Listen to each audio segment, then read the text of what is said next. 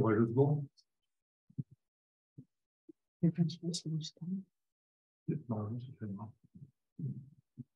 Bien, bonsoir à toutes et toutes. Et merci d'être venus malgré les difficultés, parfois grosses difficultés qui peuvent exister. On a hésité encore jusqu'à hier soir à maintenir ou pas. Puis, courageusement, on s'est dit, bon, de toute manière, les prévisions de trafic de métro sont bonnes, etc. Mais quand même, c'est un petit peu compliqué. Et ce matin, d'ailleurs, j'ai eu des photos de l'entrée de Sciences Po qui était complètement barricadée par des poubelles vides. Il y avait eu un petit mouvement ce matin. Donc, bon, heureusement, ça a été libéré. Donc, bienvenue dans cette conférence du Cercle des administrateurs et de la gouvernance Sciences Po. Et ce soir, le sujet, c'est les associations et la gouvernance des associations. Alors, comme vous savez bien, le secteur associatif est très, très important en France et contribue grâce au bénévolat, en particulier aux actions caritatives, à apporter des services qui sont vraiment clés dans le fonctionnement, l'équilibre de notre société. Donc, c'est un sujet important, une activité très, très importante. Et puis, ces associations regroupent à la fois donc, des bénévoles, des salariés, des parties prenantes assez variées. Et la gouvernance de ces organisations est particulièrement complexe et nécessite bien évidemment d'être pensée, structurée comme pour des sociétés commerciales ou comme des sociétés commerciales. Alors, quand on parle de gouvernance, on parle d'organisation des pouvoirs, d'organisation de la prise de décision et puis de la mise en œuvre de ces décisions. C'est bien de ça qu'on parle. Et dans ce cadre-là, bien évidemment, le conseil d'administration d'une association est un acteur clé, ainsi que d'autres acteurs autour de ces associations. Alors, pour approfondir et échanger ensemble sur ce sujet, j'ai le plaisir d'avoir Léa et Isabelle ici avec moi, qui sont particulièrement expérimentées sur le sujet. Je remercie d'avoir accepté de partager vos expériences respectives et extrêmement complémentaires. Alors Léa, tu es une multi-entrepreneuse d'associations, particulièrement engagée. La première association, enfin, peut-être la première, je ne suis pas sûr, mais on va en tous les cas. Il y a peu de secret là-dessus. Je vérifie, parce que c'est tellement précoce qu'à 15 ans, tu as créé AIDA, dont tu vas nous parler particulièrement ce soir, mais tu as créé d'autres associations. Alors, tu es élève de Sciences Po, qui a presque terminé, donc il reste plus que quelques semaines encore. J'ai eu le plaisir de t'avoir comme élève en master finance et stratégie de l'école de management et d'innovation. Et donc, tu as créé cette association qui AIDA, qui depuis déjà 7 ans accompagne des jeunes hospitalisés en longue durée. Il y a 2500 bénévoles, une vingtaine de salariés, 50 hôpitaux partenaires en France, peut-être à l'étranger aussi, non, pas encore. Pour l'instant en France, oui. Pour l'instant en France. Voilà, donc ça devient quand même une organisation assez complexe. Et donc, la gouvernance, c'est un vrai sujet. Donc, voilà. Alors, tu es aussi autrice d'ouvrages, et notamment celui-ci qu'on a tous lu, évidemment. Donc, Je veux être utile. Tu en as apporté quelques-uns. Je veux être utile, qui est sorti il y a 6-8 mois à peu près. Oui, il y a 5 mois. 5 mois, et qui est très intéressant, qui témoigne de la création d'AIDA et puis de sa mise en place, toutes les personnes que tu as rencontrées, ceux qui contribuent à AIDA, mais aussi ceux qui bénéficient des services. C'est très touchant, c'est très, très humain. Je vous conseille vivement la lecture. Tu as créé d'autres associations qui vont nous parler. Donc voilà, tu vas partager ton expérience de la création, du lancement, du développement extrêmement rapide de cette association, une start-up associative. Alors, Isabelle aussi, merci d'avoir accepté de partager cette table ronde. Alors, tu présides IDEAS, l'Institut pour le développement de l'éthique et l'action pour la solidarité. Donc ça, c'est une association qui aide bénévolement des associations, des fondations, des fonds de dotation à mettre en place une structuration de gouvernance, en particulier pour se développer et se structurer. Et donc, pour cela, vous appuyez sur un guide, un référentiel, hein, qui depuis une quinzaine d'années de travaux déjà. Lecture très conseillée aussi. Hein. C'est extrêmement riche, plein à la fois de bon sens et de structures et de méthodes pour accompagner des associations qui veulent bien s'organiser pour être durables. Alors, IDEAS fonctionne avec des bénévoles. Il y en a 160 à peu près. 160 qui vont accompagner des associations qui demandent l'appui d'IDEAS pour mettre en place ce guide et obtenir un label. Il y a ici une bénévole, d'ailleurs, qui est Hélène, hein, qui pourra témoigner de son engagement. Il y a certainement d'autres personnes ici aussi qui connaissent bien, Thierry, je pense, hein, aussi. Voilà, donc la gouvernance des associations, c'est, j'allais dire, votre business hein, chez IDEAS. Hein, et donc, c'est très intéressant de pouvoir organiser un dialogue entre vous deux sur ce qu'apporte une bonne gouvernance. Alors, ce que je vous propose, c'est de commencer notre table ronde et puis que nous terminerons vers 20h50.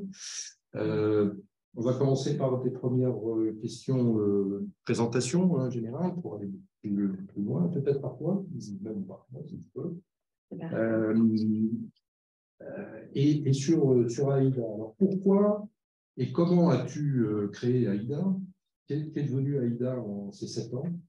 Et puis, quelles ont été tes priorités en matière de gouvernance pour AIDA? Voilà, peut-être pour introduire le sujet en quelques minutes. C'est parti. Ça vous va si je parle sans micro ou vous préférez dans le micro? Sans micro? Peut-être avec oui. Il faut le micro. Oui, peut-être. Avec. Un peu, alors, bonsoir à tous. Déjà, bravo d'avoir bravé les grèves. Merci d'être là. Merci Didier d'organiser cette conférence. Vous l'avez dit, c'était mon prof de stratégie. Donc, je vous demanderai si j'étais une bonne élève et si j'étais suffisamment assidue en cours. Mais merci de nous avoir aussi permis de nous rencontrer parce que ça fait longtemps qu'on se parle sur les réseaux sociaux, mais on ne s'était jamais vraiment rencontrés en vrai. Donc, merci d'avoir pris le temps d'organiser ça. Peut-être vous raconter l'histoire d'AIDA. C'est une structure qui, à l'origine, a une histoire un peu particulière. Je sais que certains d'entre vous dans la pièce la connaissent, puisqu'elle est née dans une classe de seconde. AIDA était ma grand-mère qui est tombée malade, qui a eu une leucémie, donc un cancer du sang, qui est décédée assez rapidement. Et moi, j'avais 15 ans à l'époque. Je mets les pieds pour la première fois à l'hôpital et je me rends compte que il y a des jeunes qui ont mon âge qui sont hospitalisés et qui, pendant leur traitement, ne rencontrent pas toujours d'autres jeunes de leur âge. Certains sont traités en pédiatrie, donc ils vont être beaucoup avec des enfants, d'autres sont traités avec des adultes, et donc ils vont côtoyer des adultes tout au long de leur traitement, mais dans très peu de cas, ils vont être avec d'autres jeunes de leur âge pendant les traitements. Ça m'a vachement marqué à cette époque-là, et je me suis dit, qu'est-ce que je peux faire à mon échelle de jeune fille de 14 ans dans sa classe de seconde pour pouvoir aider. Donc, au départ, j'ai voulu m'engager dans des associations. On m'a dit vraiment, avant 18 ans, c'est pas possible. Reviens quand tu auras passé ton bac. Ou alors viens tous les jeudis à 15h, mais encore une fois, c'était pas possible. J'avais cours de maths le jeudi à 15h, donc c'est pas évident pour s'engager. Et donc, avec ma classe de seconde, on s'est rendu compte qu'on avait très envie de s'engager, que c'était pas possible de le faire. À côté de ça, c'est pas encore l'époque où l'engagement des jeunes était à la mode. On a eu plein de phases dans l'engagement. Il y a eu la phase dans laquelle j'ai créé AIDA, qui était la phase de génération canapé. C'est la phase où on n'avait pas d'avenir à ce moment-là et les jeunes étaient très critiqués en disant cette génération ne bouge pas. Puis il y a eu tout le mouvement avec Greta Thunberg qui a beaucoup plus mis des mots sur l'engagement des jeunes et qui a rendu ça beaucoup plus attractif pour les entreprises, pour les associations. Bon, après, il y a eu la génération Covid, on était à nouveau beau sacrifier, mais en tout cas, avant ça, il y avait ce moment-là, génération canapé, on disait que les jeunes n'avaient pas d'avenir, pas de futur. Et donc, on était très marqués parce qu'on voyait des médias qui titraient de ça. À côté, on voulait s'engager, on ne savait pas trop comment faire. Et donc, avec ma classe de seconde, on a créé une association qu'on a donc nommée AIDA. On reviendra peut-être sur les modalités de création d'une association. C'est un élément quand même majeur dans la gouvernance parce que ça régit les premières pierres de ce que va être votre association après. Mais donc, on crée AIDA avec un objectif très simple, former des jeunes entre 15 et 25 ans à aller à l'hôpital auprès d'autres jeunes hospitalisés. Donc, ça commence comme ça il y a du temps. Je vous fais l'histoire en accéléré, mais ça grandit assez vite parce qu'on a d'un côté plein de jeunes qui ont envie de s'engager partout en France. Donc là, on a des demandes, il y a des semaines, on avait 1500 demandes de bénévolat par semaine. Enfin, ça allait extrêmement vite. Donc, on pourra aussi parler de comment on encadre des bénévoles dans la gouvernance, quelle est leur place et comment est-ce qu'on leur donne une place sans alourdir une structure.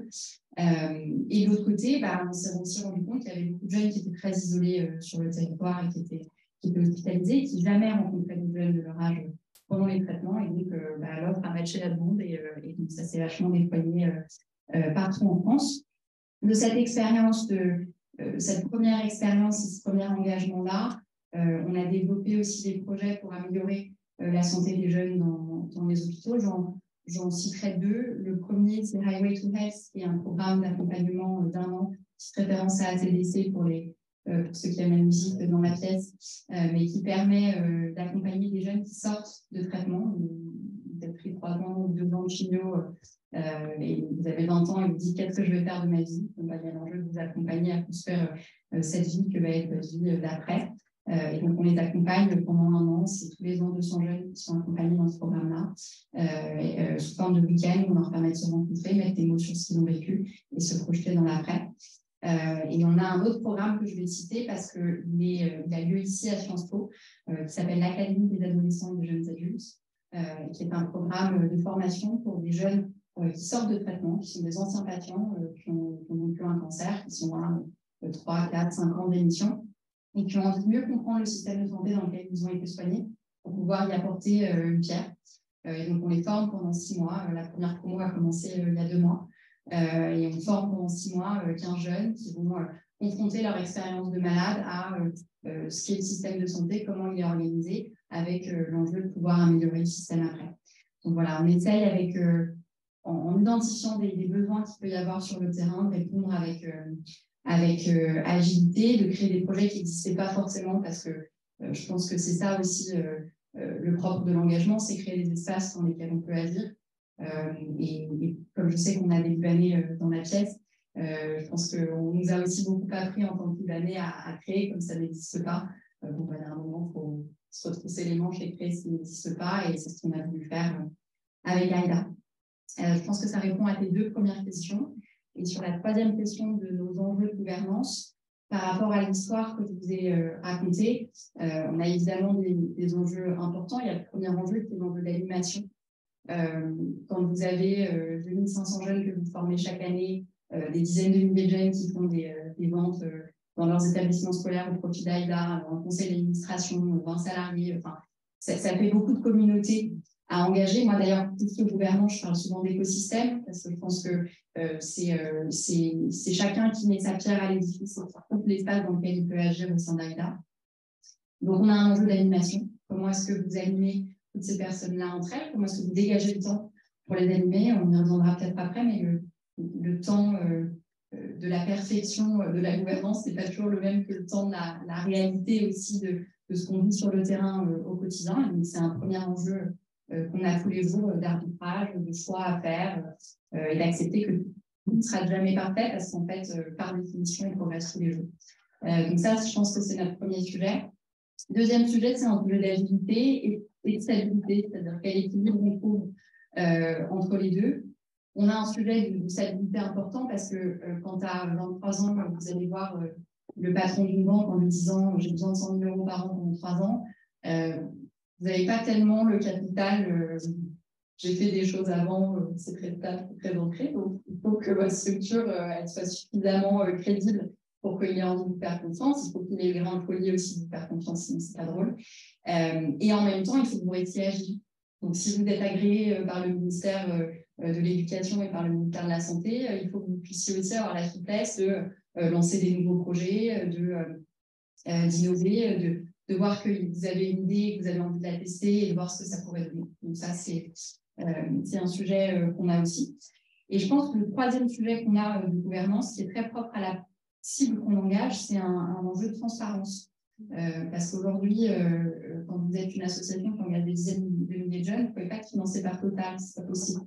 Parce que, ou par, il n'y a pas de représentation de Total dans la pièce, mais vous ne pouvez pas être financé par des entreprises qui ne rentrent pas dans les valeurs que vous avez posées collectivement avec cet écosystème, justement. C'est important de l'avoir fait avant avec eux. Et donc, nous, on a créé un système où on a, à chaque fois qu'une entreprise veut soutenir AIDA, ça envoie une notification à tous les bénévoles qui sont engagés avec AIDA et qui disent si oui ou non ils sont d'accord pour que cette entreprise soutienne AIDA. Alors, dans la majeure partie des cas, ils disent oui, ça nous est déjà arrivé d'avoir des noms. On pourra parler de comment est-ce qu'on gère ce moment. Vous avez aussi votre réalité associative et vous avez besoin de financement, mais vous refusez certains financements par souci du collectif. Voilà. Très bien, merci. Et donc, pour financer AIDA, comment se finance AIDA? Alors, on finance AIDA par 60% de dons d'entreprise, par 20% de dons de grand public, 10% de subventions publiques et 10% de prestations de services. Prestation de services, c'est quoi? C'est quand un acteur privé ou public nous dit moi, j'aimerais parler de santé aux jeunes, mais je ne sais pas comment faire. Et donc, on produit du contenu avec eux pour les aider à adresser la question de la santé des jeunes. On facture plutôt des acteurs privés qui ont à cœur de notre engagement pour la santé et pour la santé publique, mais c'est voilà, de la prestation de services. D'accord. Ok. Merci. Alors, Isabelle, comment IDEAS réagit par rapport à ce projet? Et puis peut-être avant même de réagir, présente-nous peut-être un peu mieux IDEAS, ses missions, son rôle, son développement. Normalement, ça marche. Merci Didier. D'abord, merci d'adresser ce sujet de la gouvernance aussi vers le secteur associatif, parce qu'il y a très peu de gens qui le font, et c'est extrêmement important. Donc, merci de nous donner cette ouverture et cette occasion. Après avoir entendu Léa, on est quand même bluffé. Je ne sais pas comment vous êtes, mais moi, je me suis. Tout ce que tu dis, en fait, c'est vraiment le miroir des questions auxquelles nous essayons de répondre à travers les outils développés par IDEAS. Donc, chaque point, en fait, employer vraiment les mots qui sont les mots-clés de ce qu'on essaye de faire. Et donc, je vais être très modeste parce que toi, tu vas poser toutes les questions et à travers une expérience remarquable, opérationnelle et quelquefois, à t'entendre, je veux dire, aussi en miroir de politiques publiques qui n'ont peut-être pas vu un certain nombre de sujets ou qui n'ont pas, comme tu l'as dit, l'agilité pour y répondre.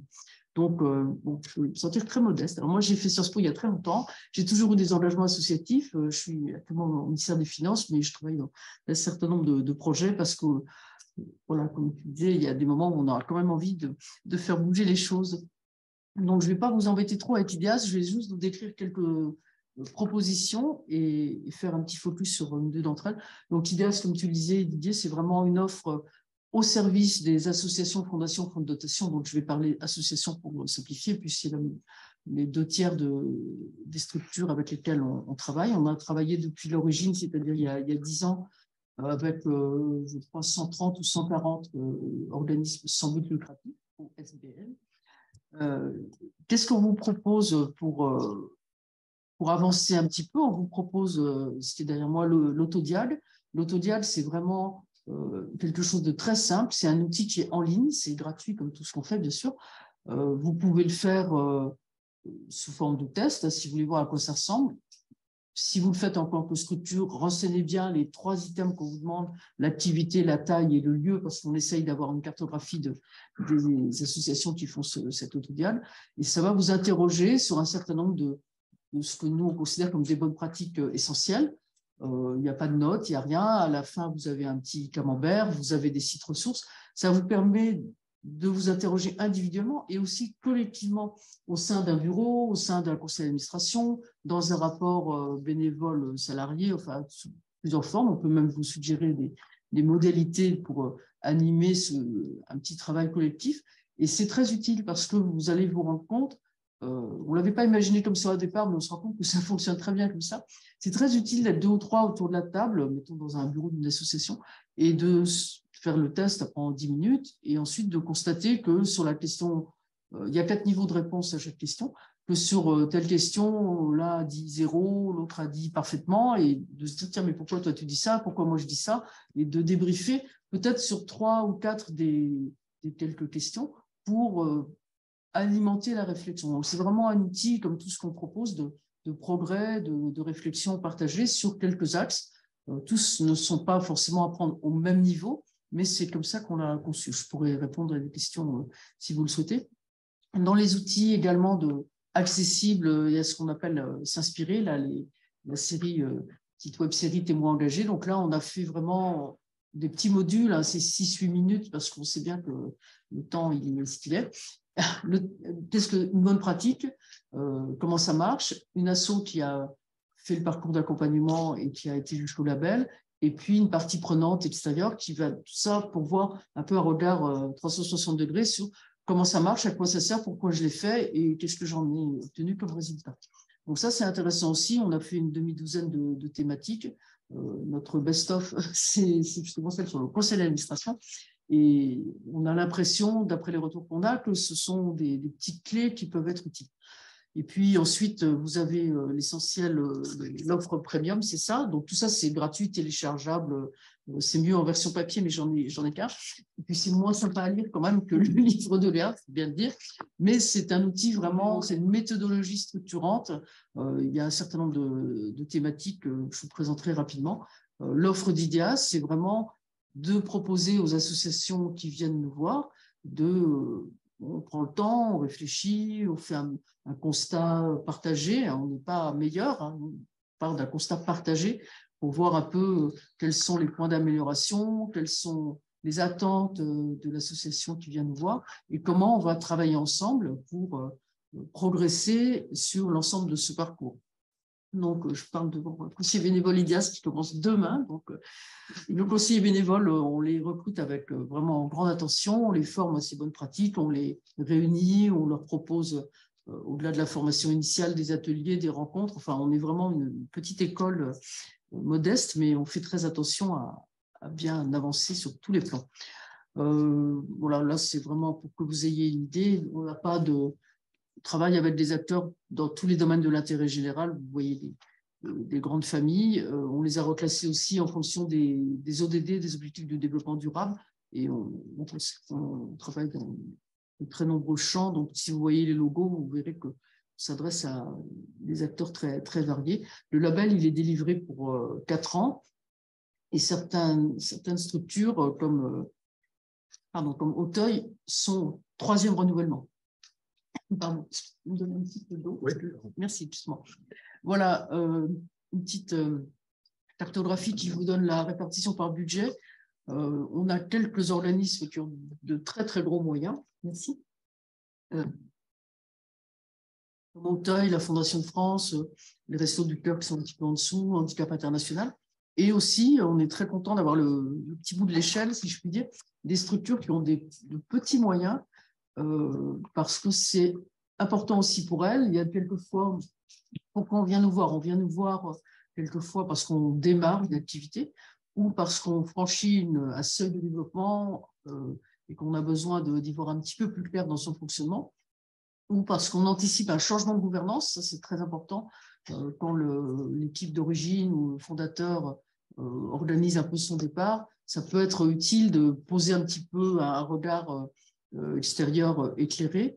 Et puis, on a un peu le cœur de cible constaté, hein, qui sont donc des organismes de taille moyenne, qui sont dans des phases de croissance et qui sentent le besoin d'un regard extérieur. Donc, c'est pour vous donner la diversité que je vous ai présenté ça. Pardon, je suis dans l'autre sens. À quoi ça sert? Avant-après, je ne vais pas rentrer dans le détail, mais dans le constat initial, on fait une petite évaluation d'un certain nombre de thématiques. Et puis après, c'est quand l'organisme arrive au label, on espère faire grandir. Alors, on ne veut pas du tout de cercle parfait, au contraire, un cercle parfait, ce n'est pas une bonne réponse. On aime bien, nous, constater l'avancée, la dynamique et la démarche de progrès. Je vais peut-être terminer là, juste sur un point. Pourquoi la démarche d'accompagnement, elle est confidentielle avant l'obtention du label, parce que l'organisme ne va peut-être pas aller jusqu'au label ou ne va peut-être pas l'obtenir. Donc là, on est dans une phase confidentielle. Au-delà, c'est plus confidentiel. Donc, je vais vous donner des exemples. Vous allez peut-être me dire, mais pourquoi est-ce qu'un organisme comme Auteuil, qui est vraiment très, très reconnu, très important, qu'est-ce qu'ils vont trouver chez IDEAS? Nous qui sommes tout petits et 2 salariés et demi et 150 bénévoles, 160, ils vont trouver un regard qualifié qu'ils ne vont pas forcément trouver chez des cabinets de conseil de toutes sortes, même experts au câble ou commissaires aux comptes. Ils vont trouver un regard qualifié, ils vont trouver un dialogue presque de pair à pair, et ça, ils ne l'ont pas forcément ailleurs. Donc, avec Auteuil, je prends cet exemple, Auteuil a été des premiers à s'engager dans un travail très affiné sur la cartographie des risques. Et ça, ils l'ont construit avec nous. Donc, ils ne le disent pas toujours, mais on a fait cette semaine, je crois, ou la semaine dernière, je sais plus, un atelier, une demi-journée à Auteuil sur la cartographie des risques. Et on sait vraiment que ce travail-là, quand on l'a démarré il y a 10 ans, en fait, il n'existait pas vraiment. Et c'est avec eux qu'on l'a démarré. Donc, aujourd'hui, pour le 3e renouvellement du label, on a Nicolas Truel, le DG de la Fondation, qui se présente 10 minutes en avance avec son staff devant nous et qui a 2 heures de discussion qui s'engagent. Il n'y a pas une minute de perdu et ce dialogue-là, il ne l'a pas ailleurs. Même chose pour citer les grands noms, encore une fois, même si il n'y a pas que, évidemment. Quand Axel Davzac, la directrice générale de la Fondation de France, vient nous voir aussi pour la 3e fois, 2e ou 3e.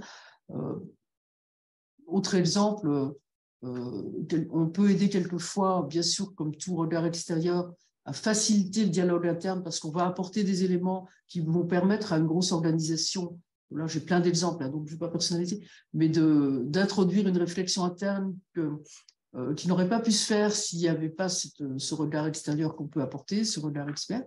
On peut aussi apporter pour des structures de taille importante des outils de simplification, parce que quelquefois le monde associatif est tellement compliqué, il est tellement sous le feu de la rampe, soumis à des contrôles divers et pas toujours dire très pertinents, si je peux dire. Quelquefois les associations se bardent de contrôles, de process, etc. Et on peut quelquefois aider à simplifier des circuits, à faire des économies. Ça, c'est aussi quelque chose qu'on peut apporter à des organismes de taille importante.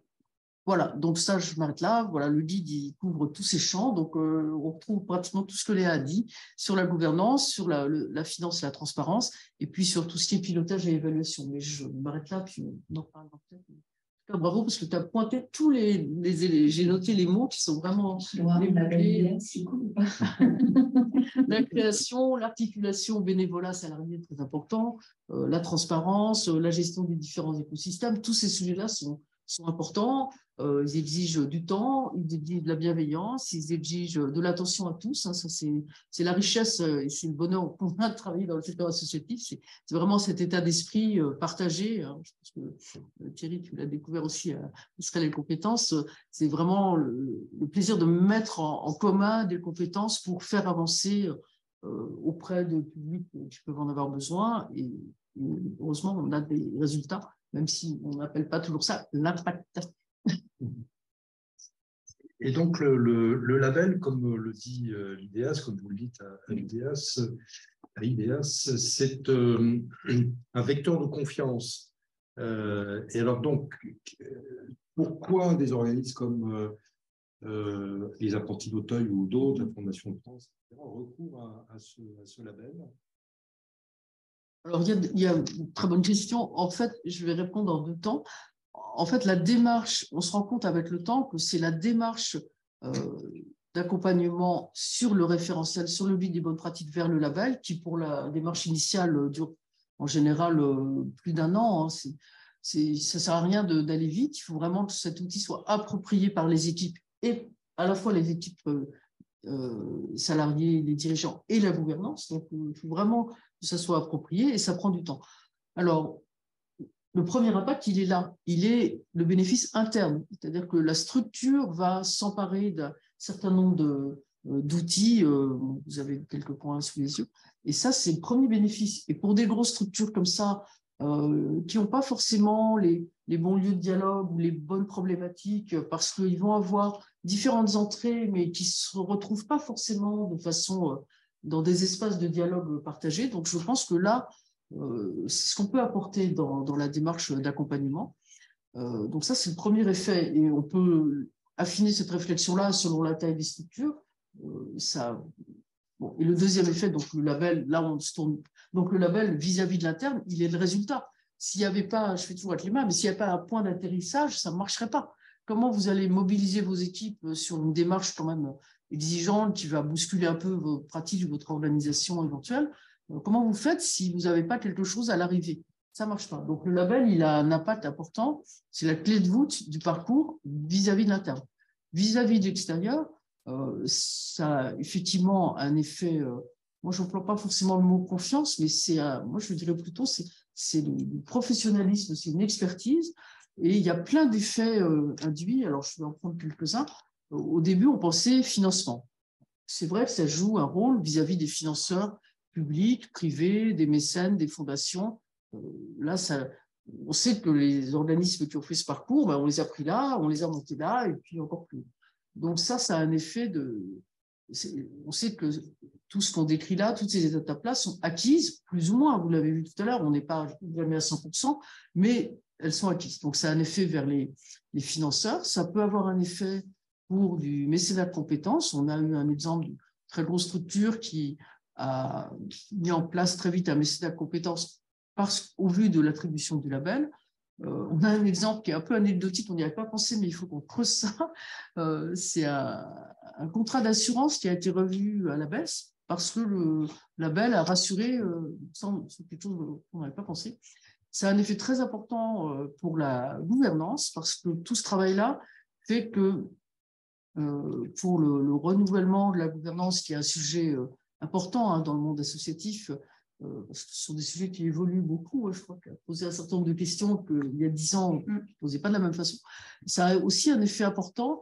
Pourquoi? Parce que les administrateurs qui vont s'intéresser à une association qui a fait tout ce parcours de structuration, de méthodologie, de réflexion, va se trouver face à un organisme qui sera plus mûr, qui saura mieux s'adresser à un candidat à la gouvernance, et le niveau de dialogue va s'établir de façon beaucoup plus structurée. Quelquefois, je dis, quand la déléguée générale Suzanne Chamy ne m'écoute pas, mais elle sait que je le dis, quelquefois je dis qu'IDEA s'est créé pour faciliter le dialogue, parce qu'on a, en fait, on a eu cette démarche 360 degrés.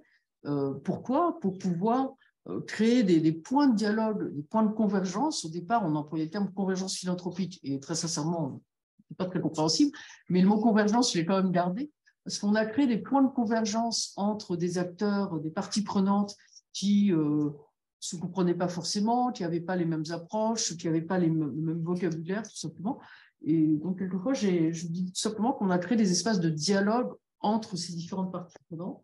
Et ça, c'est vraiment un résultat qui fonctionne pour toute taille de structure. Merci, effectivement, c'est un point important. Alors, avant de vous donner la parole, encore une petite question pour Léa. Comment crée-t-on un conseil d'administration de scratch pour une organisation qui se développe aussi vite et qui a besoin d'avoir un organe qui prenne ses responsabilités et qui oriente les activités de l'association? Alors, c'est une bonne question. Déjà, merci beaucoup pour ta présentation. C'est toujours intéressant, je pense, d'avoir son vécu sur le terrain et de le voir formalisé aussi. Alors, on se dit qu'on a quand même beaucoup de marge de progrès. Enfin, moi, je me dis quand même chez AIDA, il va falloir qu'on bosse un peu sur certains sujets. Mais merci pour cette présentation. Sur la question du conseil d'administration en particulier, je pense que la première question, c'est quand? C'est-à-dire que est-ce qu'il faut toujours un conseil d'administration dans des boards d'associations locales, qui sont des associations de jeunes qui se sont montées et veulent tous créer un conseil d'administration tout de suite. Quand l'association lève 5 000 € que c'est une association locale et qu'il y a peut-être moins ce sujet-là au départ, pas parce que c'est moins important ou plus important, mais parce qu'il y a encore une fois cet enjeu d'agilité et cet enjeu de, en fait, là, c'est le temps où on construit, c'est le temps où on crée. Donc ça, je pense que c'est la première chose, c'est quand on crée un conseil d'administration, il n'est pas complexé si on est une association et qu'on n'en a pas. Nous, on a créé un conseil d'administration chez AIDA au bout de 3 ans et demi. Le levier, ça a été, OK, on commence à lever beaucoup plus de fonds que ce qu'on faisait avant. Notre collecte avait un peu plus que doublé, elle avait fait plus 300% sur l'année, donc c'était assez énorme. Et donc, on s'est dit, bon, OK, il faut, structurer parce qu'il faut qu'on ait des acteurs qui ont peut-être un peu plus de recul sur le sujet, donc à la fois des associatifs, à la fois des financiers, à la fois des juristes, et qui puissent être autour de la table et nous aider. C'est la première chose. La deuxième chose, c'est, bon, là c'est propre à l'histoire d'AIDA, mais on a 18 ans, il y a plusieurs centaines de milliers d'euros qu'on est en train de lever tous les ans, donc comment est-ce qu'on a un enjeu de crédibilité, puis un enjeu de stabilité aussi, comment est-ce qu'il y a un don en confiance qui se fait avec la personne d'entreprise qui vous donne en face. Et puis, le troisième sujet, c'est maintenant qu'on a levé et qu'on a plein de projets en plus, c'est comment on va lever encore plus. Et le conseil d'administration, en tout cas chez nous, chez AIDA, a aussi ce rôle-là de faciliter la levée de fonds, d'aller chercher des entreprises qui peuvent donner à AIDA, parfois d'organiser des événements. Chacun apporte ce qu'il peut. C'est pas parce qu'on est au conseil d'administration qu'on est forcément obligé d'aller collecter des fonds pour une association. On peut apporter d'autres choses. Mais en tout cas, chez AIDA, certains ont ce rôle-là aussi. Voilà. Et comment, moi, le premier conseil d'administration, parce qu'on est à notre deuxième conseil d'administration là, mais le premier conseil d'administration qu'on a eu, c'était vraiment c'était les premiers donateurs d'AIDA. C'était vraiment des acteurs qui connaissaient bien l'écosystème d'AIDA, soit parce que j'avais été en lien avec eux, soit parce qu'ils avaient été en lien avec d'autres personnes de l'équipe. Donc, il était 50% femmes, 50% hommes. Et nous, on avait un petit enjeu avec ce premier conseil d'administration, qui était que comme on avait des équipes qui étaient extrêmement jeunes et un conseil d'administration qui était plus senior, c'était comment on ne créait pas une scission totale entre les deux avec l'un qui conseille de son expérience et l'autre qui le fait parce qu'il est plus jeune. Mais comment est-ce que vraiment on crée du lien? Donc ça, on a fait un gros boulot de créer du lien. Chaque membre du conseil d'administration accompagnait une personne dans l'équipe sur un sujet en particulier. Donc, il y a des liens qui se créent entre eux. Donc ça a bien marché. Et au moment où on a renouvelé le conseil d'administration, on a vu qu'il y a un processus. C'est pour ça que je pense qu'on peut aller qu'en s'améliorant parce que des biais qu'on avait sur le premier se sont corrigés. C'est qu'un groupe de personnes qui se connaissaient, mais c'était aussi un groupe de personnes qui venaient d'horizons différents, qui apportaient chacun des compétences différentes, qui venaient de milieux différents aussi. Et ça a été assez chouette parce que je pense qu'on apprend aussi au fur et à mesure. J'ai bien aimé quand la frise n'était pas, le cercle n'était pas complètement plein, parce que je pense qu'on c'est jamais parfait, mais on fait que s'améliorer d'une fois à l'autre. D'accord. Oui. Tout à l'heure, quand vous parliez des relations avec les bénévoles, que vous demandiez l'avis des bénévoles sur le nom, la qualité d'un financeur éventuel, donc ça laissait penser que vous aviez aussi une gouvernance participative. Et en quoi, donc, votre organisation de gouvernance, la composition même du conseil, pas que, mais et l'ensemble des organes de gouvernance, traduit ou non une gouvernance participative? On a un représentant des bénévoles qui est membre du conseil d'administration et un ancien patient qu'on a accompagné qui est au conseil d'administration aussi. On n'a pas de professionnels de santé, pas parce qu'on ne les aime pas, au contraire, on adorerait qu'ils soient au conseil d'administration, et parce que ça pose des questions de financement de notre structure après, notamment, vous avez certaines entreprises du secteur de la santé qui veulent nous soutenir. Donc, on a créé un conseil médical et scientifique qui a sa place dans les statuts. Donc, on a 12 médecins, infirmières, pro de santé qui en font partie. Donc, il y a un rôle dans les statuts important. Et qui a le rôle de conseiller le conseil d'administration sur les orientations qu'on peut prendre. Il y a beaucoup de questions. Et pardon, excuse-moi, j'ai oublié de dire qu'on invitait, on fait rarement un conseil d'administration sans qu'il y ait des équipes de terrain. C'est-à-dire qu'on n'a jamais, enfin, je crois que c'est jamais arrivé dans l'histoire d'AIDA qu'on ait un conseil d'administration sans que le délégué général, sans que les équipes de terrain. Oui, on a un bureau, alors on a un peu mal à le faire vivre parce que il y a toujours ce juste équilibre avec les salariés aussi, mais oui, on a un bureau. Et vous, par exemple, vous êtes cofondatrice. Oui. Et dans le conseil ou salarié, DG ou... Moi, je suis salarié de la structure. Et donc, la présidence est assurée par... Elle est assurée par une structure qui est une fédération qui préside AIDA. Et qui est à la hauteur? Comment? Et qui est à la hauteur. Donc, je pose la question parce que souvent, dans les associations qui ont été créées par une personne, la personne, pour ce salarié, devient DG et n'est pas président. Vous avez deux choix. Vous avez soit le choix de devenir DG, soit le choix d'être président salarié. Donc, ce que je vois moi dans les associations que je rencontre dans ce cas-là, c'est souvent donc, comme la fondatrice est DG, le pouvoir est chez la DG. Et le conseil d'administration est là, plus de la représentation que de l'inspiration ou de l'action. Est-ce que vous avez réglé ce problème et comment, par quel type de personnalité de fonctionnement? Alors, moi, j'ai la fonction de présidente de la fédération. Donc, vous avez certains cas où la loi permet effectivement de diriger une structure, d'en être président et d'être rémunéré. Et l'équilibre des pouvoirs que vous mentionnez, il se fait avec la DG. Parce qu'en fait, on s'est très clairement réparti les tâches. Elle a un travail... J'ai compris que vous étiez DG. Oui, moi, je suis présidente de la structure de la fédération qui elle-même préside l'association structurellement. Et j'ai une DG que j'ai recrutée il y a 3 ans. Il y a 3 mois? 3 ans. Il y a 3 ans. Pardon. Sur le site. Et donc, comment on s'est réparti les tâches?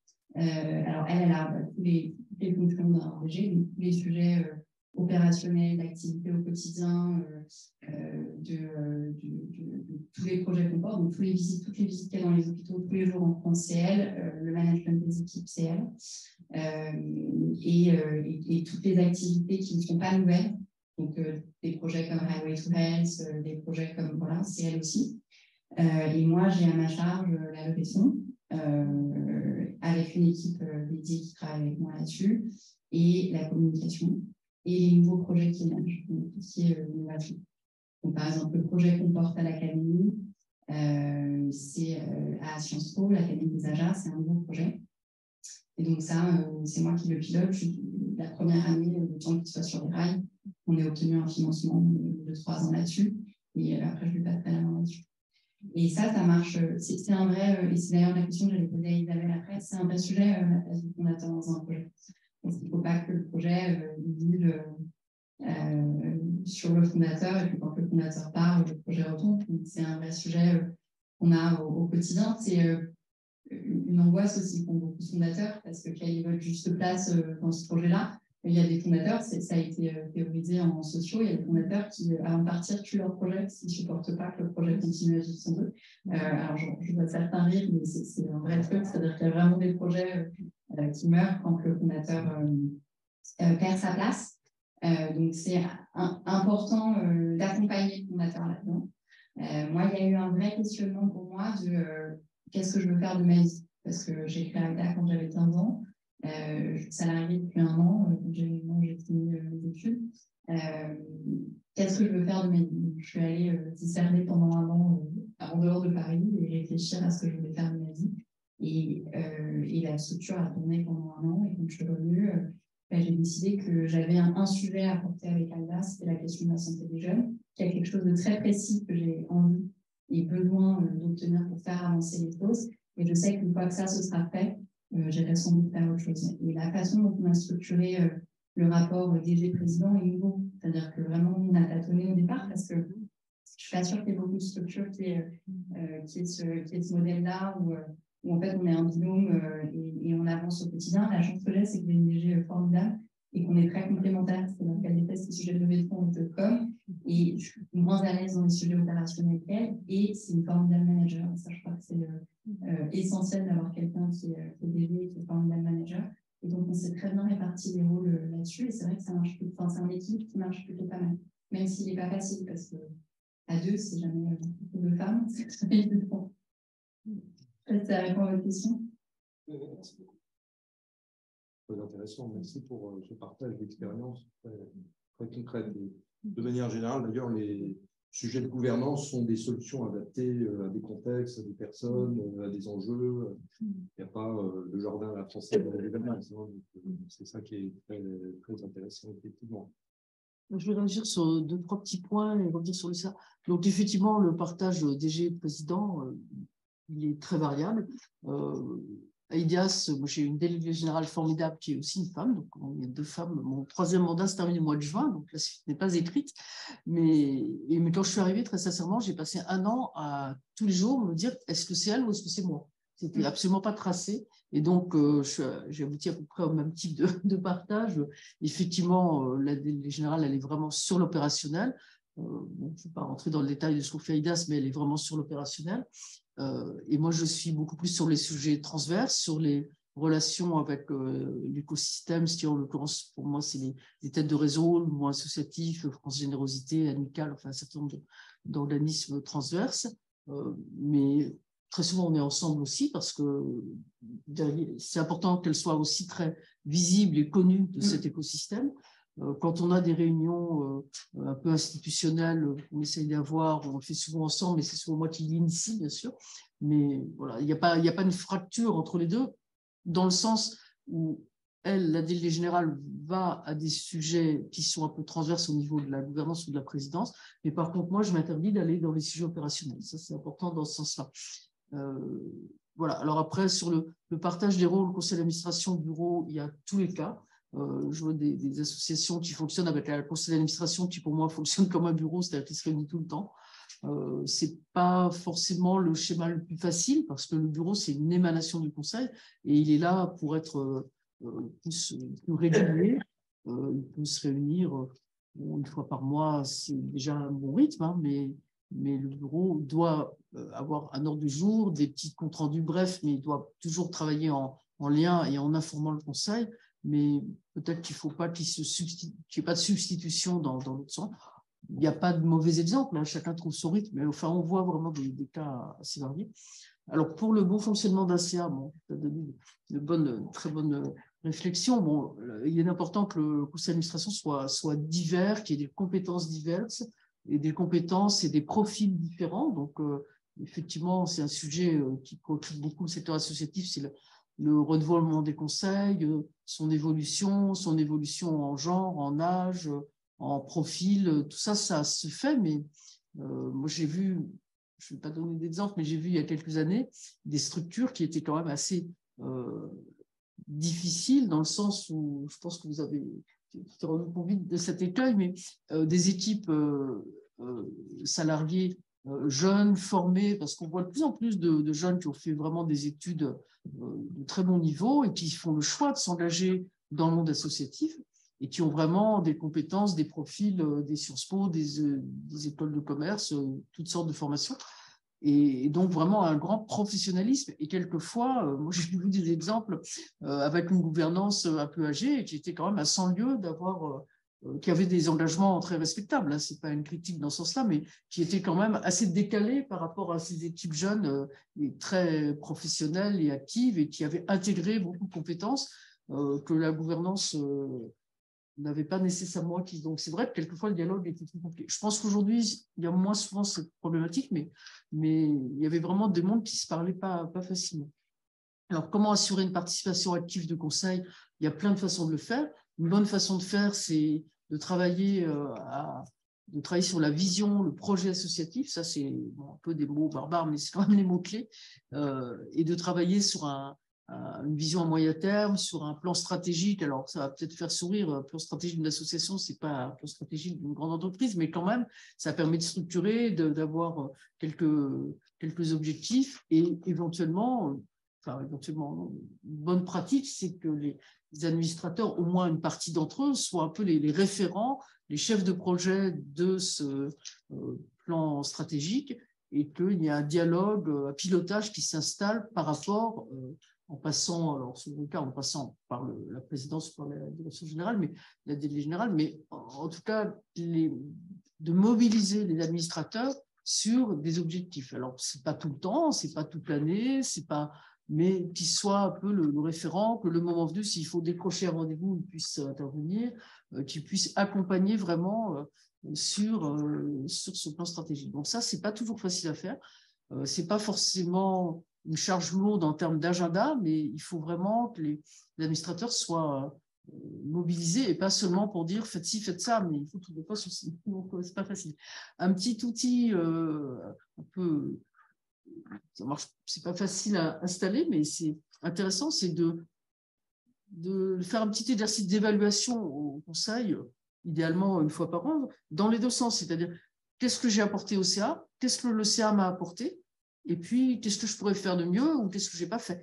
Donc de s'interroger un petit peu sur comment ça marche dans les deux sens. Est-ce que moi aussi j'ai eu un retour sur ma participation. Quand on travaille bénévolement, c'est important aussi d'avoir une vision bilatérale, mais c'est aussi une façon de faire progresser un conseil. Donc, il y a plusieurs façons de le faire de façon un peu ludique. Hein. Certains administrateurs ne s'attendent pas trop à ce genre d'interrogation, mais c'est quand même un outil pour mettre un peu de lien et puis de mettre aussi chacun devant ses responsabilités. Et si vraiment il y a la copie blanche, j'ai rien fait, je ne sers à rien, ça ne m'a rien appris, ça peut conduire quand même à s'interroger. Bref, donc il y a toutes ces petites réflexions qui font que progressivement, le conseil doit se sentir plus impliqué. Et on constate quand même que le décalage là, que j'ai montré au départ entre des équipes jeunes, très formées, très averties, très engagées, et puis un conseil un peu décalé, ça existe encore. Donc, il y a quand même un certain nombre de fondamentaux pour le bon fonctionnement d'un conseil d'administration, et on voit quand même des administrateurs qui n'ont pas lu, qui ont oublié, qui ne savent pas, etc. La dématérialisation, ça a joué dans les deux sens, dans le bon et dans le mauvais sens. La crise sanitaire a accéléré la dématérialisation, mais en fait, on n'était pas si mauvais que ça non plus. Et donc, il faut que les administrateurs accompagnent ce changement. Pour la plupart, je le vois en tout cas pour IDEAS, que ce soit les administrateurs ou les conseillers bénévoles, on travaille totalement dématérialisé, on a vraiment des outils accessibles et ça marche bien.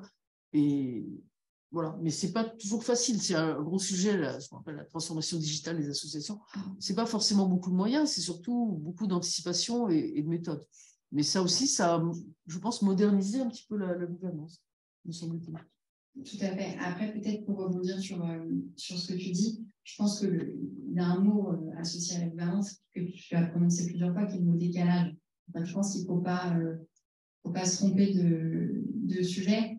Moi, j'ai souvent associé la gouvernance à un bateau. On est tous sur le même bateau et vous avez votre conseil d'administration, vous avez vos bénévoles et vous avez vos équipes de salariés et on avance tous ensemble. Mon équipe, ça les fait rire parce que ça les fait rire en tout ça parce que je leur fais souvent des dessins. Enfin, chose que je leur ai dessiné quand on a créé là, c'est un bateau. Qui rigolerait beaucoup ce soir. Et en fait, dans ce bateau-là, je pense qu'il faut savoir déjà où on va. Et ça, c'est le projet associatif que tu as mentionné tout à l'heure. Ça, c'est essentiel. C'est-à-dire que ça, on a fait cet exercice qui est génial de réunir les membres du conseil d'administration, de réunir partie des bénévoles, parce que par exemple, des personnes dans une pièce, c'est de réunir une partie des bénévoles, de réunir vos salariés. On a fait venir des membres du conseil scientifique aussi, on a fait venir des anciens patients, on a fait venir des infirmières, des chefs de service aussi. Et on a réfléchi ensemble à c'est quoi le projet associatif d'Aïdar, qu'est-ce qu'on veut faire, c'est quoi notre valeur ajoutée, c'est quoi nos valeurs, qu'est-ce qui fait que en fait on a envie d'avancer tous ensemble. Et ça c'est essentiel parce que c'est ce qui fait avancer votre bateau.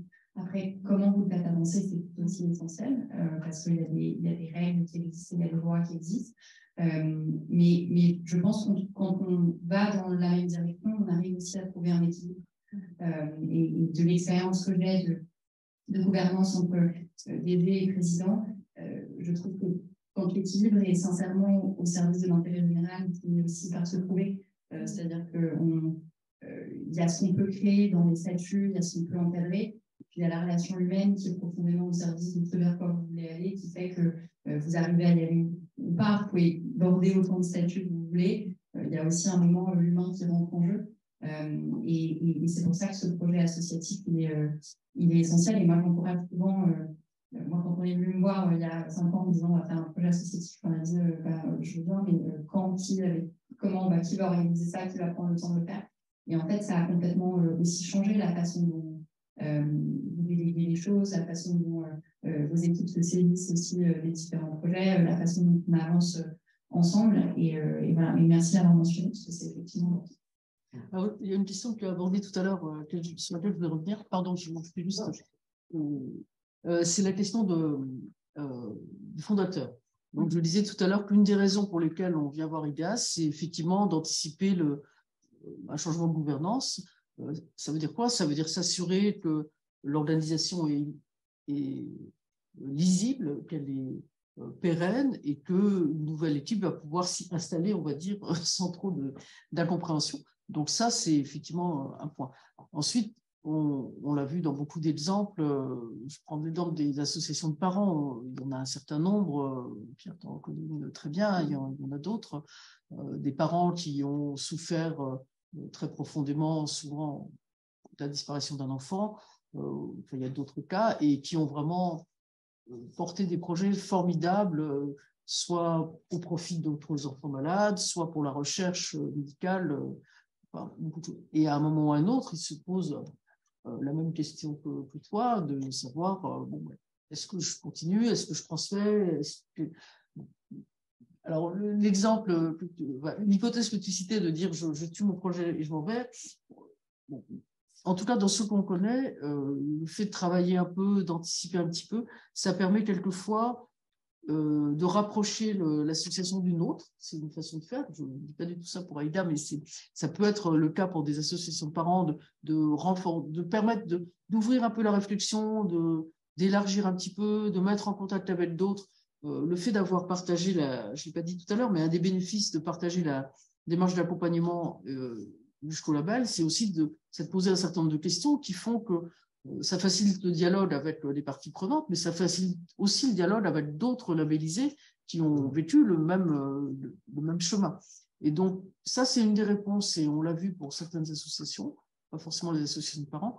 Au moment de la transmission, le fait de poser un certain nombre de questions, ça permet, nous, très modestement, on essaye de faire des mises en relation, et c'est une hypothèse de rapprocher deux projets associatifs qui ont une certaine maturité pour faire en sorte que le fondateur éventuel puisse se retirer, sachant que son projet continuera à vivre, peut-être d'une façon un peu différente. Ça suppose effectivement d'avoir accepté un certain nombre de choses, mais en tout cas ne sera pas, contribuera à enrichir encore autre chose.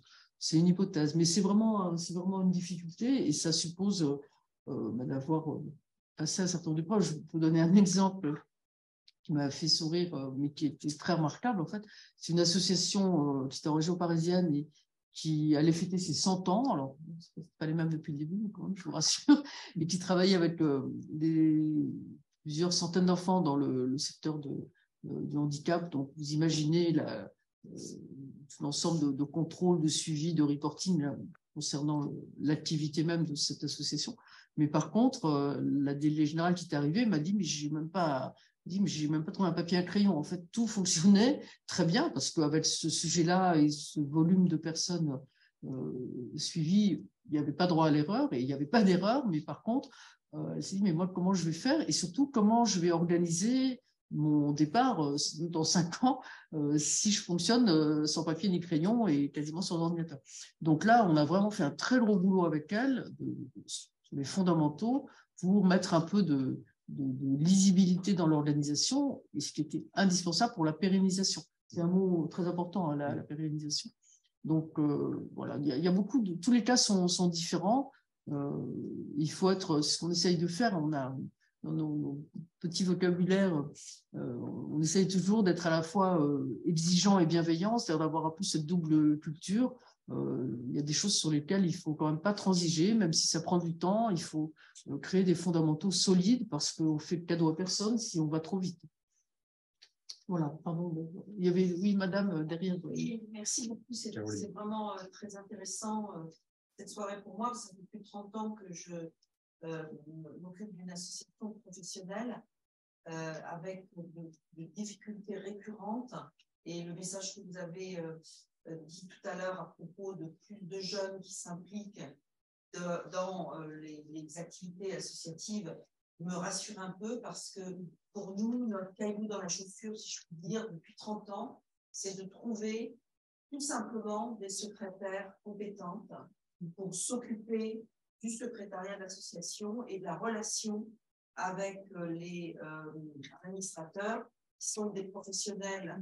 Alors en plus, dans mon métier, des professionnels tout le temps en voyage, et donc qui n'ont pas du tout une présence et une supervision comment dire, quotidienne. Et j'arrive pas, tout simplement, j'arrive pas à trouver de secrétaires et de personnes salariées qui s'occupent correctement de cette association. Et une autre question que j'avais à vous poser aussi, c'est que c'est une association qui fait partie d'un réseau international. Donc, il y a la même association en Allemagne, aux États-Unis, etc. Donc, quand j'ai pris la présidence de cette association il y a une dizaine d'années, je suis allée benchmarker dans les autres pays. Et j'entends d'une oreille que la France est très active dans le domaine des associations. Alors, je ne sais pas si c'est les associations professionnelles, je ne sais pas. Mais en tout cas, quand je vois comment ça fonctionne dans les autres pays, ne serait-ce qu'aux États-Unis, mais en Allemagne aussi, en Afrique du Sud, du personnel compétent pour s'occuper d'associations, il y en a plein. Alors, je ne sais pas si c'est moi qui ne sais pas les trouver en France. Voilà. Alors, ce que vous dites est très juste. C'est vrai que cette fonction un peu d'administration, d'organisation, elle est difficile. Pourquoi? Parce que ça ne fait pas rêver. Hein, donc, voilà. Je vais quand même faire part d'un rêve. Alors, ça, vous allez dire, j'ai des drôles de rêves, mais c'est tout récent et c'est même pas encore signé, mais ça va peut-être se faire. Je vais parler du mécénat de compétences. Donc, le mécénat de compétences, actuellement, il est très pratiqué par de grandes entreprises. Il a été encadré parce que certaines grandes entreprises avaient été un petit peu loin, et on les comprend d'ailleurs, hein, dans l'organisation du mécénat de compétences au profit du secteur associatif, notamment en deuxième partie de carrière.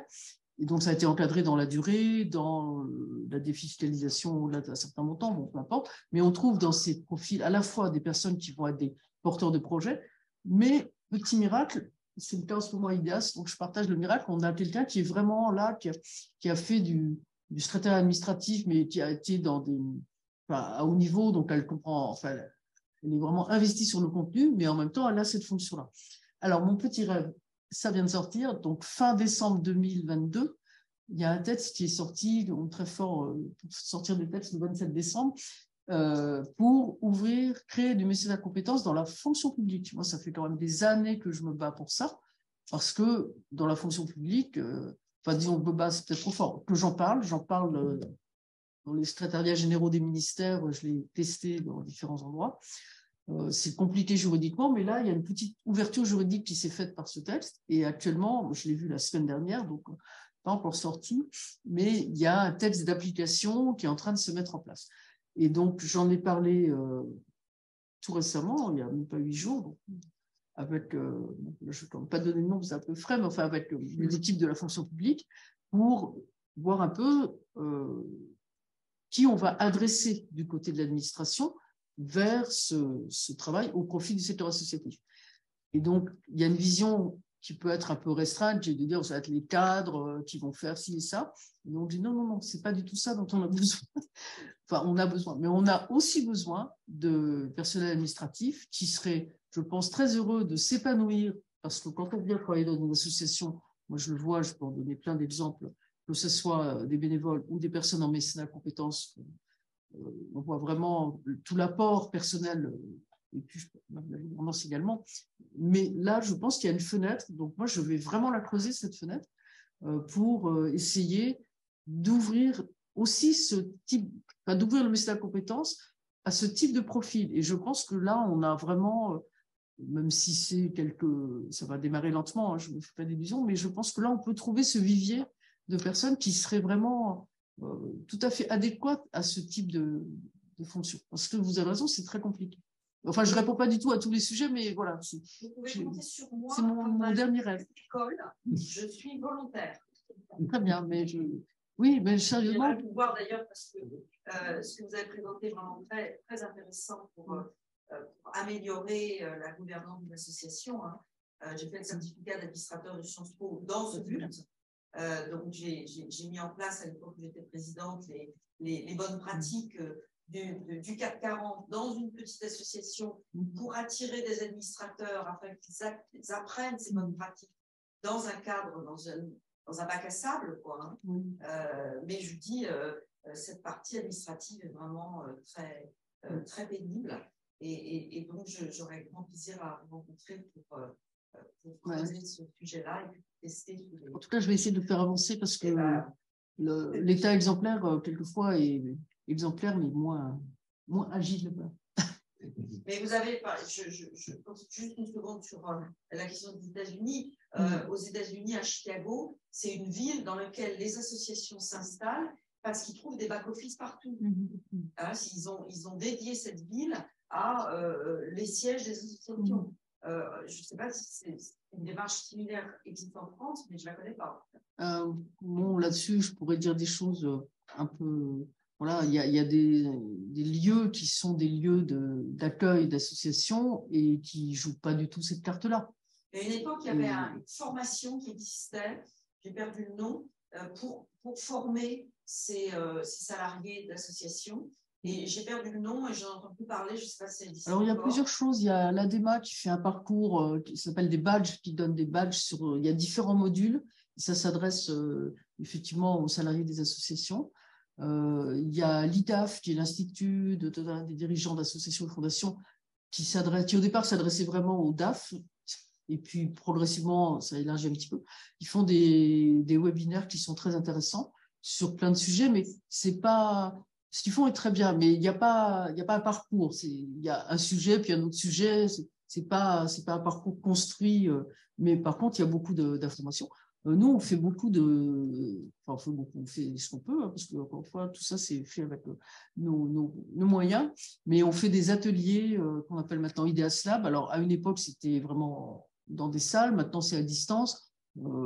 En théorie, tous les organismes accompagnés, et il y en a une centaine, en fait, en permanence.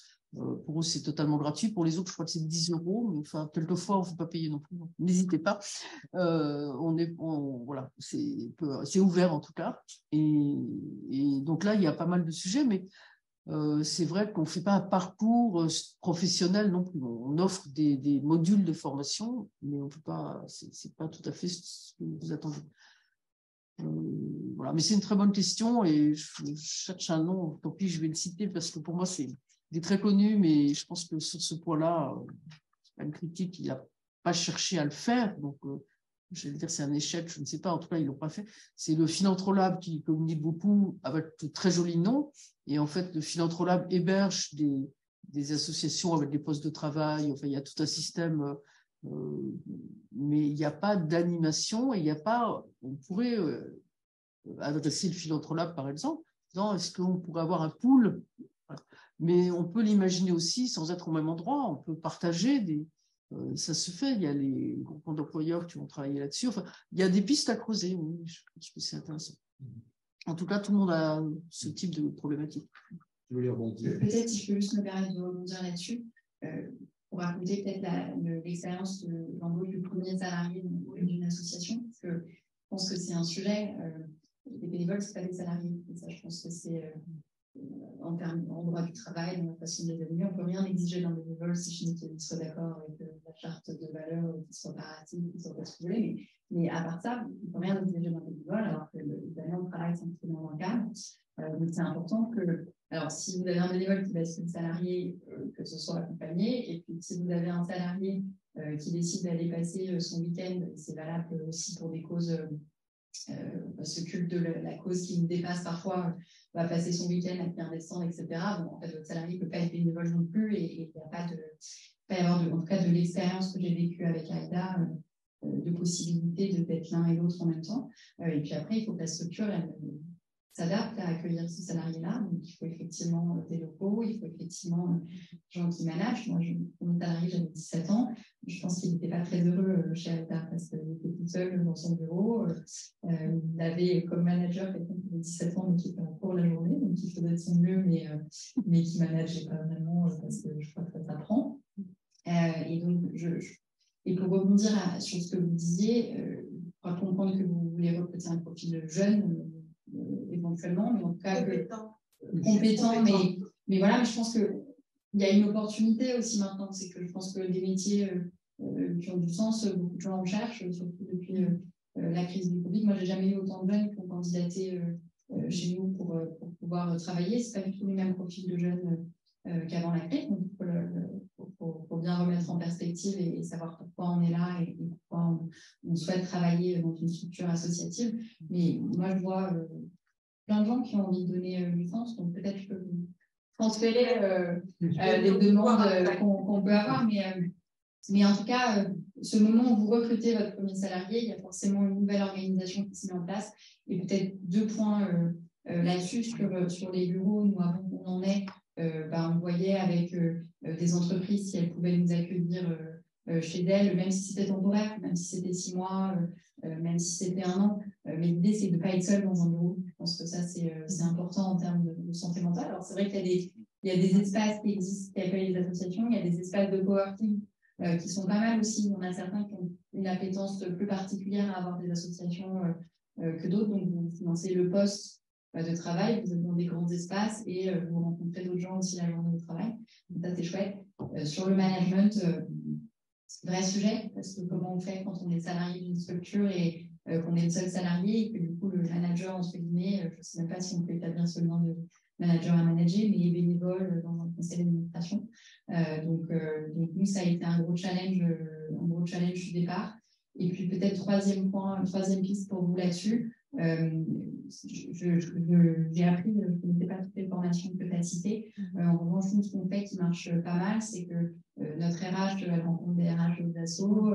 Nous, en rigolant, on appelle ça des groupes de parole de fondateurs, mais c'est surtout des lieux d'échange où en fondateur, on peut se partager les bonnes pratiques aussi. Les responsables des partenariats se créent des petits réseaux entre eux. Donc, je pense que c'est bien aussi d'aller voir ce qui se fait ailleurs et d'avoir une association amie qui peut accueillir le salarié. Moi, j'accueille beaucoup de salariés d'associations en cancérologie ou sur la question de la santé des jeunes qui sont seuls. Et je leur dis, au lieu de faire du télétravail, venez travailler une journée ou 2 journées chez nous, on est ravis de vous accueillir, comme d'autres l'ont fait avec nous avant. Donc, je pense qu'il y a aussi une solidarité qui existe entre les associations sur ce sujet. Je suis ravie de partager certaines choses avec vous par mail si c'est des sujets encore. Alors, je ne sais pas si ça se fait de dire, mais moi, j'ai envie de poser des questions à des personnes qui sont dans la salle. Ah, si, ça tout se fait, mais il y a une question. Moi, j'ai une question. Déjà, merci d'avoir organisé cet événement très intéressant et le sujet me passionne. Et d'avoir aussi partagé mon parcours très inspirant. Pourquoi c'est un sujet qui me passionne. Moi, très rapidement, mais comme ça vous comprenez d'où viennent mes questions. Moi, j'ai créé une association quand j'étais assez jeune en Suède. Je suis suédoise, donc c'était une école au Vietnam, où j'ai créé mon frère. Après, j'ai passé 8 ans chez Wikipédia, ou Wikimedia Foundation, qui gère Wikipédia. Donc, je comprends très bien la complicité entre la France et les États-Unis. Je suis basée en France depuis longtemps, je suis suédoise, mais j'ai toujours bossé aux États-Unis ou avec des équipes internationales.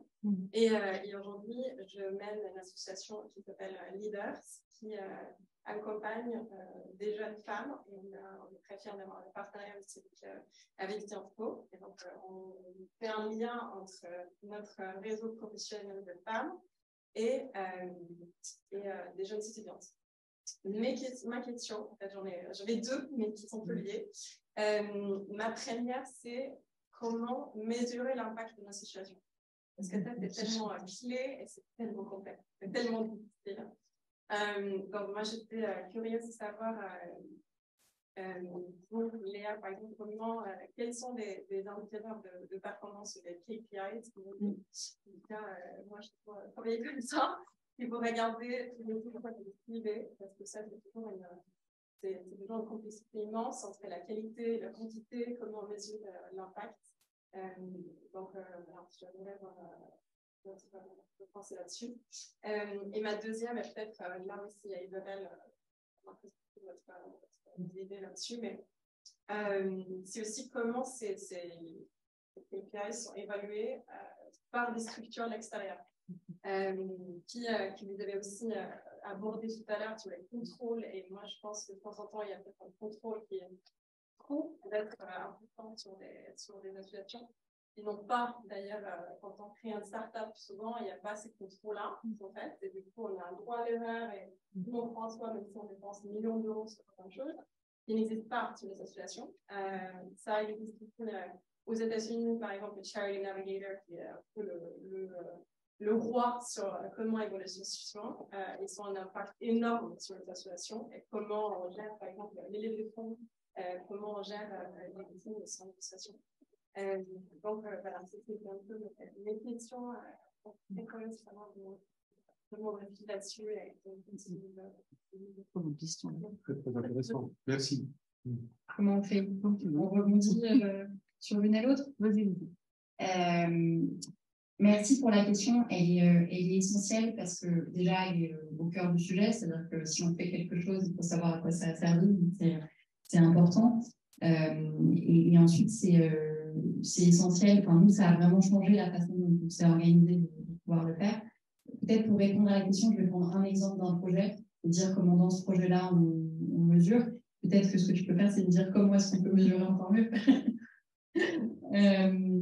Je prends le projet Highway to Health, qui est donc ce week-end, on a ce programme tout pendant le week-end, on a 200 jeunes sur une année. Alors, il y a évidemment les indicateurs quantitatifs, le nombre de jeunes, le coût par jeune, participer au week-end, tout ça. C'est des indicateurs qui sont importants, c'est des indicateurs qui aident aussi à lever des fonds. Je vais les mettre de côté parce que c'est les plus faciles, je pense, à donner. Puis il y a les indicateurs plus qualitatifs. Nous, on a deux chez AIDA, un qui se passe au sein d'AIDA, puis un qui se passe à l'extérieur.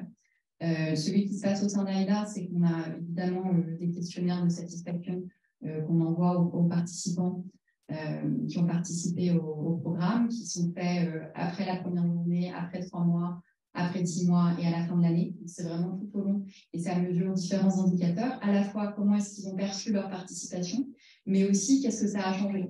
Et donc là, il ne faut pas qu'il y ait de biais dans les questions pour que ça puisse être vraiment mesuré correctement. Donc ça, un bon conseil de travailler là-dessus, c'est déjà d'élaborer en ayant plusieurs parties prenantes autour de la table, à la fois des gens dont c'est le métier de faire ça, mais aussi des gens qui les ont remplis les années d'avant et qui pourraient vous aider à mieux le faire. Donc ça, c'est une façon aussi de le faire pour nous. Et puis après, le regard extérieur qui est peut-être biaisé par notre écosystème de la santé, mais c'est qu'on essaie toujours de créer des passerelles avec des chercheurs sur des sujets sur lesquels on travaille. On n'y arrive pas toujours. Mais par exemple, là, on l'a fait, on est en train de le faire sur Highway to Health, c'est en train de se monter, mais on l'a fait pour nos visites de pair à pair pour mesurer l'impact scientifique que pouvait avoir le fait de s'engager dans la santé quand on n'avait rien à voir avec la santé au départ. Est-ce que ça changeait quelque chose sur le comportement de santé? Est-ce que ça change quelque chose sur l'orientation scolaire qu'on veut prendre plus tard? Voilà. Donc, on a mesuré ça, mais ça AIDA que l'a fait, c'est à l'extérieur, c'est en appui de recherche que l'a fait. Et ça, c'est aussi assez utile. Alors, c'est pas le même temps. C'est pas le même temps, ça sur une année, c'est 3 ans. C'est de la science, donc vous ne publiez pas les résultats tout de suite, c'est un enjeu de publication, etc.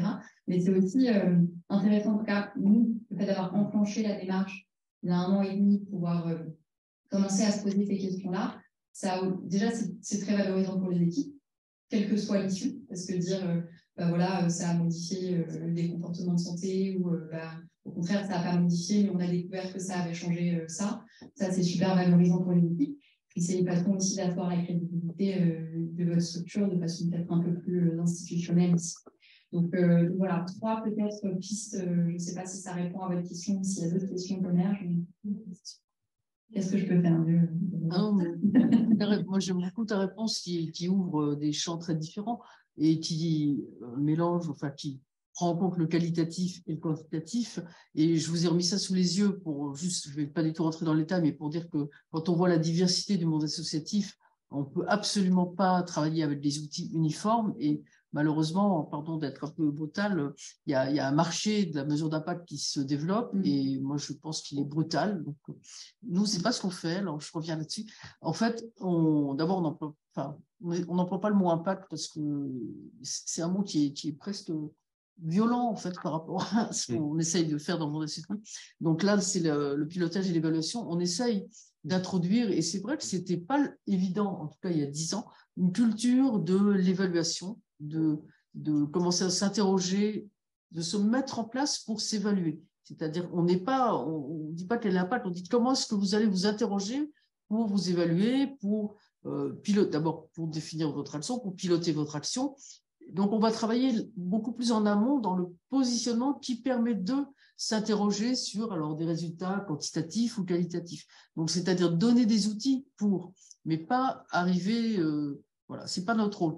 Il y a des contrôles dans la démarche IDEAS, donc pas de contrôle. Le contrôle, il est assuré par un commissaire aux comptes, expert comptable, avant la présentation au comité label, mais nous, on ne fera jamais du contrôle. Mais on va donner les moyens de s'interroger sur. On le fait vraiment dans ce sens-là. Donc, vous voyez, ce n'est pas du tout la bonne réponse. Hein, on fait pas du... Alors, par contre, on a travaillé, c'est un peu contradictoire à ce que je viens de dire, on a travaillé l'année dernière, on avait été sollicité par la ministre à ce moment-là, qui était Sarah El Haïry, qui actuellement travaille toujours sur l'engagement, qui est vraiment une jeune femme très vive et très intéressante. Et elle avait créé un tout petit groupe de travail dans lequel il y avait quelqu'un de KPMG, il y avait le président d'une grosse structure, et puis la déléguée générale d'IDEAS, donc on était quand même assez contents parce que c'était un peu la petite souris, mais elle a beaucoup travaillé sur un rapport sur l'évaluation de l'action associative. Donc vous voyez, c'était dans ce sens-là. Et ce rapport, il est en ligne, il est sur notre site, mais il est dans plein d'endroits. Il y a une version de 4 pages si vous n'avez pas envie de tout lire. Mais voilà, donc on a participé à ce travail de fond. Comment est-ce qu'on va évaluer l'action associative? Mais ce n'est pas tout à fait la même approche. L'approche mesure d'impact, elle est simplificatrice. Ça va, alors je fais un tout petit aparté, c'est une discussion qu'on a eue hier encore avec dans un cabinet d'un ministre, pas de la vie associative, mais de la santé, alors je t'ai parlé, qui nous interrogeait là-dessus. Et donc, ce que je voulais dire, oui, c'était sur l'impact. Oui, enfin, ce que je voulais dire, c'est que il faut se placer très en amont. Je ne sais pas si là, pardon, j'ai perdu. Avec le ministre de la Santé. Oui, mais oui, pardon, voilà, excuse-moi, c'est un petit aparté sur un autre sujet, mais dont on parle très souvent quand on parle à des gens, des politiques publiques. En fait, en 10 ans, un peu plus même, on a vu basculer les financements publics ou privés d'ailleurs, hein, que ce soit l'État ou les fondations. En tout cas, pour l'État, ça s'explique encore plus facilement, du modèle de la subvention au modèle de l'appel à projet. Et ça pose beaucoup de problèmes. Alors, il y a la réflexion un peu philosophique qui est très intéressante, portée par le mouvement associatif, entre autres, qui dit ce financement par appel à projet, donc encore une fois, il y a différentes modalités, mais c'est le même mécanisme, il est contradictoire avec les fondamentaux du monde associatif, puisqu'il est contradictoire avec la liberté du monde associatif. Donc ça, c'est la réflexion que je résume très mal, mais qui est vraiment très approfondie, notamment par le mouvement associatif ou la Fonda, qui est un think tank du monde associatif très remarquable. Donc ça, c'est un premier problème. Et l'autre, il y a 2 niveaux de problèmes suivants. Pour répondre à ces appels à projets, ça prend énormément de temps, c'est compliqué, c'est spécifique. Là, ça rejoint un peu la question que vous posiez tout à l'heure, c'est des compétences qui n'amusent personne. Les gens, ils ne vont pas dans des associations pour répondre à des appels à projets. C'est ennuyeux, c'est complexe. Et surtout, ça prend du temps. Et comme toujours, en tout cas en France, on est très attentif. On va tout de suite vous dire, est-ce que vos frais de fonctionnement, est-ce que tout l'argent va au projet, etc. En fait, ce raisonnement-là, je viendrai. Mais ça alourdit nécessairement le fonctionnement de l'association, qui doit déjà rendre compte à des tas de gens qui sont de plus en plus nombreux, parce qu'il y a un reporting très attentif d'un certain nombre d'acteurs qui, d'ailleurs, peut-être font pas toujours, je ne sais pas très bien s'ils font tous ces reportings, je ne devrais pas dire ça dans un lieu comme Sciences Po, mais enfin en tout cas, voilà. Donc on rend déjà compte à beaucoup de gens. Il faut en plus répondre à ces appels à projets, et tout ça en ayant, non, les frais de fonctionnement, vous pensez bien, tout l'argent va au projet, bien sûr, 100%, c'est faux. Donc ça, c'est un deuxième biais. Et le troisième biais, c'est que bien sûr, dans ces appels à projets, encore une fois, public-privé, il y a plein d'indicateurs, il y a de l'impact, il y a tout ça. Et ça induit aussi des réponses biaisées, parce que l'impact, il ne se mesure pas avec une ligne comme ça. Donc, tout ça, je voulais faire cette petite digression parce que c'est vraiment un problème. Je pense que là, on est arrivé un peu à un seuil et que un certain nombre d'acteurs, ce n'est pas par hasard qu'on nous a interrogés là-dessus hier, qui commencent à s'interroger sur ce mode de financement qui a tordu un petit peu les fondamentaux du secteur associatif, qui a un coût et qui, en plus, tue un petit peu. On parlait d'innovation, on a plutôt opté pour le terme expérimentation. Le secteur associatif, il peut être agile, il peut aller. Ce que vous avez fait, c'est formidable. Ça montre bien qu'il y avait des champs, et il y en a encore d'autres, mais que vous avez explorés et que les politiques publiques n'avaient pas vu. Donc, si le secteur associatif ne peut pas faire ça, moi, je n'aime pas appeler ça innovation, on appelle plutôt expérimentation, exploration. On ne peut pas faire ça si on répond à un appel à projet. Il n'y a pas un appel à projet qui va te dire est-ce que vous allez voir des jeunes ados dans les hôpitaux, combien ça coûte, etc. Il n'y a pas ça. C'est toi qui l'as porté, ça. Voilà. Donc, je pense qu'il faut faire très attention sur ce terrain-là. C'est compliqué. Et voilà. Mais j'espère que il y aura un peu plus de maturation de la réflexion là-dessus parce que c'est coûteux, c'est compliqué, et puis évidemment, c'est un marché, donc ça ne facilite pas les choses. Dernière question avant qu'on vous demande de partir. Juste 2 secondes en rebond. Je suis d'accord avec la question du marché. Moi, j'ai vu des associations mettre des dizaines, voire des centaines de milliers d'euros dans la mesure d'impact. C'est filmé encore une fois, mais surtout, ne faites pas ça parce que, sauf si vous êtes une structure qui a des millions d'euros et c'est un enjeu, mais dans des structures qui ont la taille d'AIDA, mettre un tiers de son budget dans mesurer l'impact, ça va tuer la structure, donc c'est impossible. Et moi, je crois beaucoup à la solidarité associative. Il y a beaucoup d'associations dans la salle, de ce que je crois comprendre. Il y a une super association que je connais qui est au dernier rang aussi, qui est la Maison des Femmes. C'est aussi ce que je voulais dire. Formidable. Et moi, je crois en un truc qui est la solidarité associative. C'est-à-dire qu'un écosystème où on veut aider, dans lequel on ne travaille pas entre nous, et c'est une autre forme de gouvernance, d'ailleurs, on peut en reparler, mais je crois beaucoup à cette solidarité associative. Et moi, j'ai déjà partagé des exemples de questionnaires avec des associations, parce que si on a fait le travail une fois avec des sociologues, pourquoi on ne pourrait ne pas le refaire, pourquoi on ne pourrait pas le donner à d'autres. Je suis très ouverte là-dessus, donc si vraiment c'est un besoin, moi, je vous envoie tout ça. Non, mais c'est une question, quoi. Moi, j'ai accompagné des associations dans des contrôles en fait, d'usage des subventions. Sauf que pour moi, l'appel à projet, c'est un peu la même chose. C'est-à-dire que quand les collectivités territoriales font un marché public, par exemple, et prennent un prestataire qui contrôle l'usage des subventions par des associations, donc l'association va ouvrir ses comptes, elle doit donner tous ses documents, tous ses justificatifs et dire que la subvention a bien été utile, a bien été utilisée. Les critères sont mal définis, par exemple, c'est associatif. En fait, j'ai eu une difficulté, et c'est aussi pour ça que je suis là ici. J'ai eu un problème de compréhension des rapports entre les associations et les pouvoirs publics, un peu leur consanguinité, parce que finalement, c'est-à-dire que j'avais l'impression qu'il y avait des ministères de compétences, la mise à disposition justement des fonctionnaires, il y avait des subventions, une grande partie des subventions, il y avait des représentants de la collectivité dans le conseil d'administration, etc., etc. Et en fait, on se retrouvait à la fin avec un contrôle très inclusif et qui allait à l'encontre de la liberté. Et j'étais un peu gênée, en fait, je ne savais pas vraiment comment leur dire ce qu'il fallait leur dire, comment réagir. Non, mais c'est une analyse tout à fait juste. On l'a mise à disposition des fonctionnaires, pour le moment, ça s'est peut-être fait dans les publicités, mais enfin, ce n'était pas vraiment prévu. Une subvention qui était attribuée ensuite pour que l'association n'ait pas remboursé justement la mise à disposition. En tout cas, sur ce que vous dites, c'est très juste. Il y a vraiment un climat de suspicion qui est quand même très préoccupant parce que, bon, évidemment, les associations qu'on voit à EDIA, c'est comme des associations qui veulent progresser. Donc, celles qui ont quelque chose à cacher, elles ne viennent pas nous voir, c'est certain. Mais nous, ce qu'on voit, c'est des gens très sérieux, très professionnels. Moi, je dis souvent, attention, les bénévoles ont un agenda. Les bénévoles sont des professionnels. C'est pas parce qu'on les paye pas qu'ils sont pas pros. Ils sont pros. Ils sont formés. On fait extrêmement attention à ça. Je pense que dans ce que tu décris dans ton livre, on voit toute l'attention que tu portes. C'est extrêmement important. Donc, moi, je répète très souvent ça. Les bénévoles sont des gens formés et professionnels.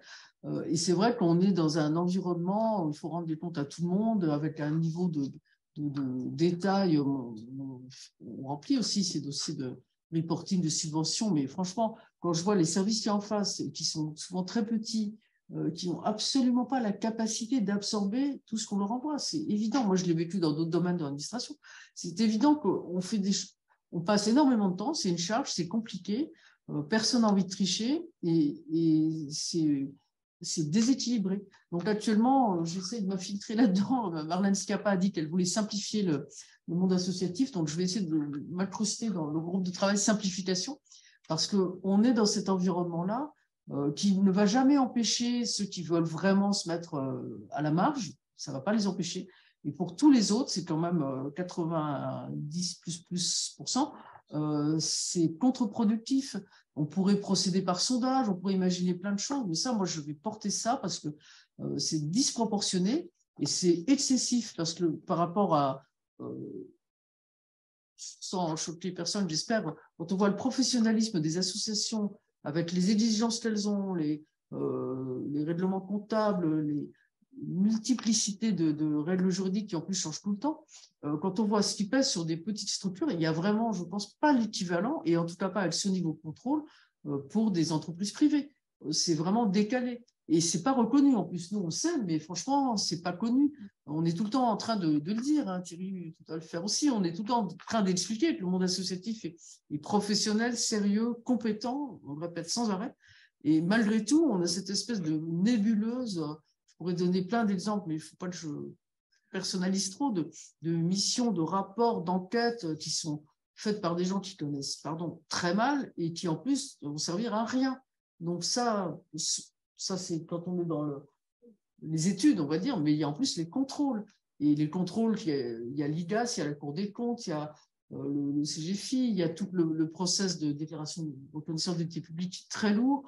On est dans un univers qui est très complexe et bon, je reste dans les limites de Sciences Po, mais qui est aujourd'hui pas très lisible en termes de politique publique parce qu'on a le monde associatif relève de différents ministères et bon, chacun a envie de bien faire dans son champ, mais ça manque quand même d'un portage, me semble-t-il, plus structuré du côté des politiques publiques. Pour répondre à ce problème de manque de confiance, effectivement. Je crois qu'on va devoir quand même arrêter, même si c'est extrêmement passionnant. Étonnamment, les apparitions en ligne, on va peut-être pouvoir passer la nuit ici.